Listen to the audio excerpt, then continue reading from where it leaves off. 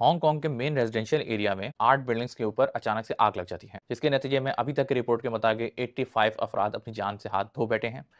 कई सौ अफराद की तलाश अभी तक जारी है। आग को भी अभी तक बुझाया नहीं जा सका है और मामलात काफी ज्यादा खराब नजर आते हैं। जब इस पे इन्वेस्टिगेशन की गई कि आग कैसे लगाई गई, तो इस पे अभी बहुत सारे बातें आ रही हैं, लेकिन कुछ चीजें ऐसी हैं जिससे कुछ कनेक्शन समझ में आता है। जैसे ये बताया जा रहा है कि बिल्डिंग के जो ओनर्स थे, उन्होंने सोचा कि क्यों ना बिल्डिंग को रेनोवेट किया जाए, तो उन्होंने बिल्डिंग करवाई और एक कॉन्ट्रैक्टर को हायर कर लिया। कॉन्ट्रैक्टर के टेंडर के अंदर जो स्कैफोल्डिंग थी, वो बैम्बूज की स्कैफोल्डिंग थी। आप सब जानते हैं कि बांस की स्कैफोल्डिंग आपके घरों में भी तामीर के वक्त लगाई गई थी।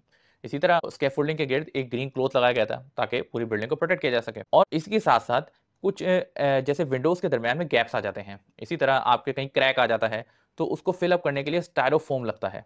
इसका मकसद होता है कि वो इंसुलेट कर देता है। अगर कहीं किनारे हैं तो वहां वो फिलअप होने के बाद वो चीजें इंसुलेट हो जाती हैं। तो उन्होंने जो इंसुलेशन उसके अंदर सजेस्ट की या अप्रूव की, वो फ्लेमेबल थी। अब हुआ ये कि किसी स्पार्क की वजह से, किसी फ्रिक्शन की वजह से अचानक से ग्रीन क्लॉथ के अंदर आग लगती है, उससे स्कैफोल्डिंग के अंदर आग लगती है और वो देखते ही देखते पूरी बिल्डिंग को अपनी लपेट में ले लेती है।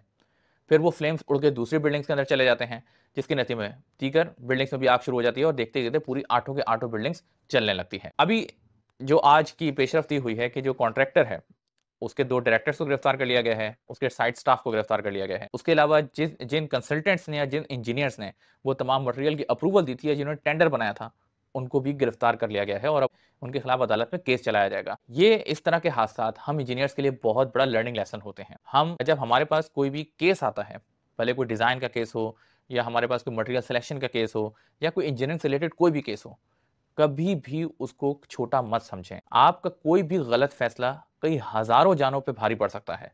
आप सोचें ना कि वहां के कंसल्टेंट ने अगर बेध्यानी में एक ऐसे मटेरियल को प्रूव कर दी जो कि फ्लेमेबल था, उसने उन आठों बिल्डिंग्स के 4000 से ज्यादा रेजिडेंट्स को मौत के मुंह में डाल दिया। तो ये सब चीजें हमें बड़े ध्यान से देखने की चीज होती है।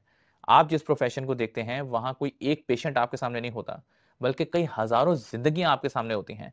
जब आप एक ब्रिज बनाते हैं तो उसमें किसी एक फर्द ने नहीं गुजरना होता, रोजाना कई हजारों अफराद ने उस ब्रिज से गुजरना होता है। आप एक बिल्डिंग तामीर करते हैं तो उसमें किसी एक आदमी ने रहना होता, कई हजारों फैमिलीज ने अपने ख्वाब उस बिल्डिंग के अंदर सजाए होते हैं। अगर आप इसके अंदर बददियानती दिखाएंगे, आप इसकी क्वालिटी के ऊपर कॉम्प्रोमाइज करेंगे, तो आप यकीन जानिए आप एक नहीं हजारों जिंदगियों को खतरे में डाले होते हैं।